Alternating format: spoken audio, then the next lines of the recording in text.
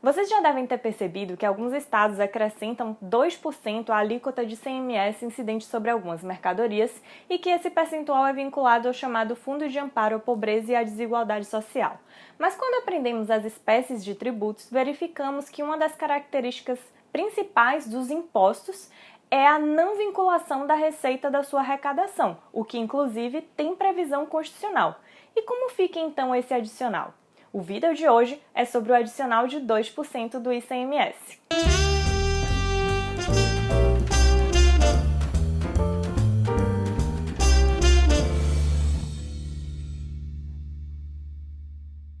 No início do nosso estudo sobre o direito financeiro e tributário, aprendemos algo que muitos designam como um princípio, que é o da não vinculação da receita dos impostos, o que inclusive está previsto no artigo 167, inciso 4 da Constituição Federal, que prevê o seguinte: são vedados, inciso 4, a vinculação da receita de impostos a órgão, fundo ou despesa ressalvados. Trata-se, portanto, de uma vedação genérica, com várias exceções. O próprio inciso traz uma série de ressalvas, o que indica que é mais uma regra com várias exceções. Nem todas as exceções à regra da não vinculação da receita dos impostos está prevista no inciso 4 do artigo 167 da Constituição. Uma delas é a vinculação ao Fundo de Amparo à Pobreza, que na verdade está prevista no parágrafo 1º do artigo 82 do Ato das Disposições Constitucionais Transitórias, o ADCT, que foi incluído pela Emenda Constitucional número 42 de 2003. O artigo 82 do ADCT conta com a seguinte redação: os estados, o Distrito Federal e os municípios devem instituir fundos de combate à pobreza com os recursos de que trata este artigo e outros que vierem a destinar, devendo os referidos fundos ser geridos por entidades que contem com a participação da sociedade civil. E o parágrafo 1º, que foi incluído pela Emenda 42 de 2003, determina que, para financiamento dos fundos estaduais e distrital, poderá ser criado adicional de até 2 pontos percentuais na alíquota do Imposto sobre Circulação de Mercadorias e Serviços, o ICMS, sobre produtos e serviços supérfluos e nas condições definidas na Lei Complementar de que trata o artigo 155, parágrafo 1º, inciso 12 da Constituição, não se aplicando sobre este percentual o disposto no artigo 158, inciso 4 da Constituição. Através desse dispositivo, portanto, a Constituição determinou a criação dos fundos de amparo à pobreza pelos estados, Distrito Federal e municípios, e para os estados e Distrito Federal possibilitou a criação de um adicional de até 2 pontos percentuais sobre a alíquota do ICMS incidente sobre produtos supérfluos. Esse percentual, portanto, está plenamente vinculado ou afetado a esse fundo de amparo à pobreza. Tem que ser criado o fundo para criar o adicional. Além disso, a Constituição deixa bem claro 2 restrições básicas para a criação desse adicional. O primeiro é que ele está restrito à incidência sobre produtos e serviços supérfluos, e o segundo é que ele terá a regulação por lei complementar. O artigo 155, parágrafo 2º, inciso 12 da Constituição Federal, ao que faz referência ao parágrafo 1º do artigo 82 do ADCT,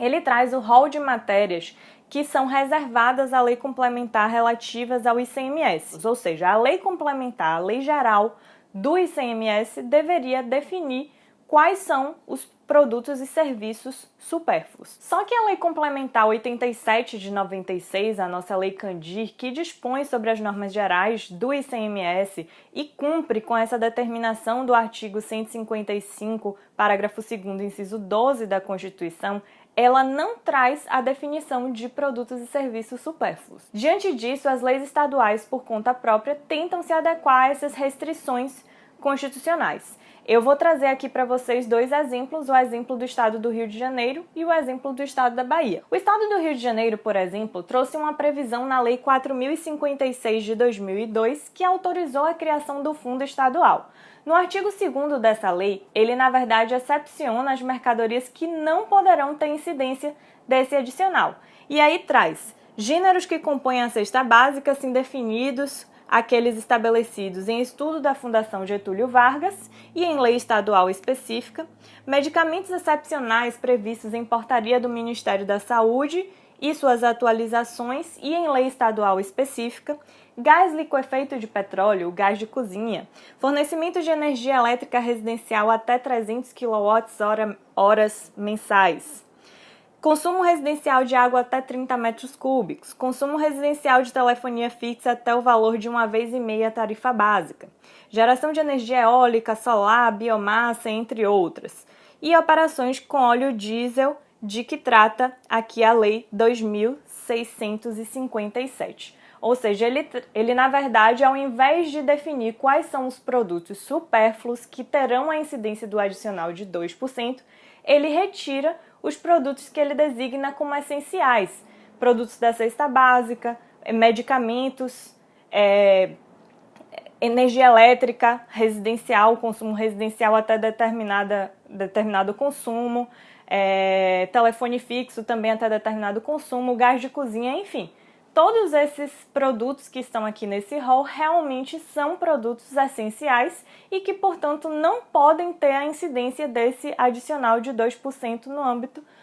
do ICMS do Estado do Rio de Janeiro. Por outro lado, no nosso segundo exemplo, temos uma confusão sobre essa definição dos produtos supérfluos no âmbito do Estado da Bahia. O artigo 16A da Lei 7.014 de 96 do Estado da Bahia determina que as alíquotas incidentes nas operações e prestações indicadas no inciso 1 do artigo 15, com produtos e serviços relacionados nos incisos 2, 4 e 5 do artigo anterior, serão adicionados de 2 pontos percentuais, cuja arrecadação será inteiramente vinculada ao Fundo Estadual de Combate e Erradicação da Pobreza. No âmbito do Estado da Bahia, o fundo foi criado pela Lei Estadual 7.988 de 2001 e em seu artigo 5º essa lei determina que constituem receitas do Fundo Estadual de Combate e Erradicação da Pobreza, inciso 1, o produto da arrecadação equivalente a 2 pontos percentuais adicionais à alíquota do ICMS,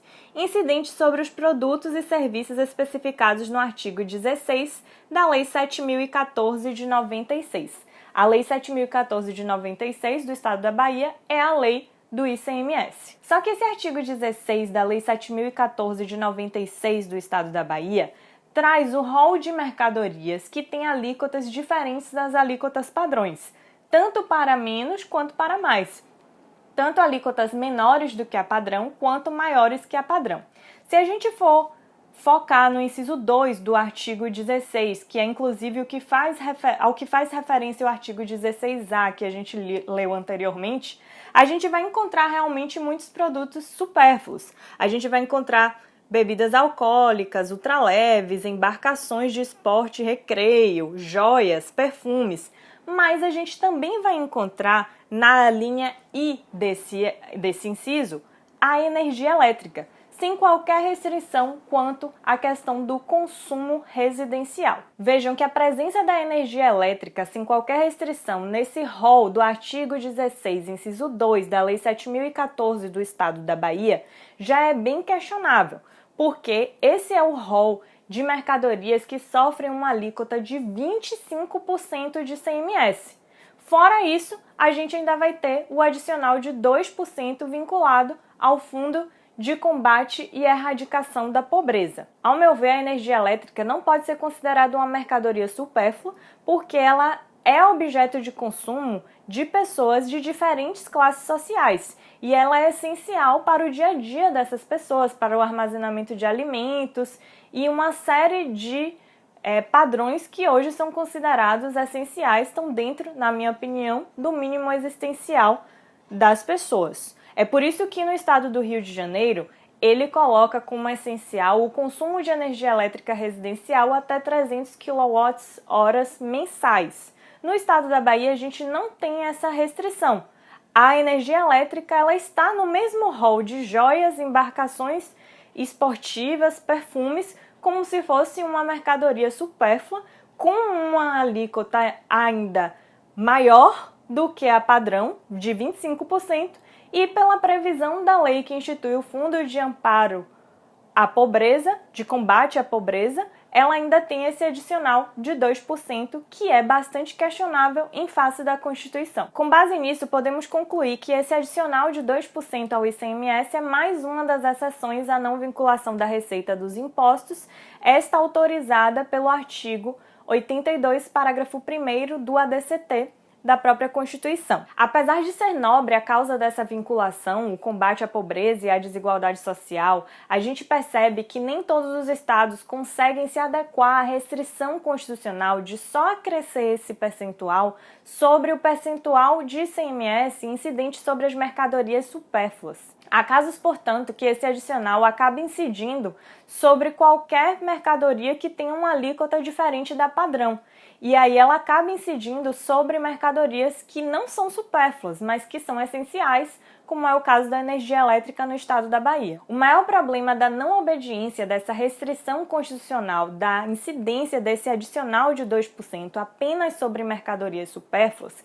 é que quando ele acaba incidindo sobre mercadorias essenciais, ele atinge uma parcela da população que está mais necessitada e que inclusive se enquadra nessa situação de pobreza. Então nós temos uma situação em que essas pessoas estão financiando indiretamente o combate à sua própria situação de pobreza, o que é uma distorção que precisa ser corrigida urgentemente. No âmbito dessa constatação, muita gente critica esse adicional justamente por conta desse risco e por isso defende outros meios de financiamento do Fundo de Combate à Pobreza e à Desigualdade Social. Há também muita gente que critica a incidência de alíquotas maiores sobre a energia elétrica, defendendo que ela é um bem essencial e que, portanto, não pode ter alíquotas diferentes da padrão. Se ficou alguma dúvida ou se você quer acrescentar alguma coisa sobre essa temática, não deixe de colocar o seu comentário aqui no vídeo e também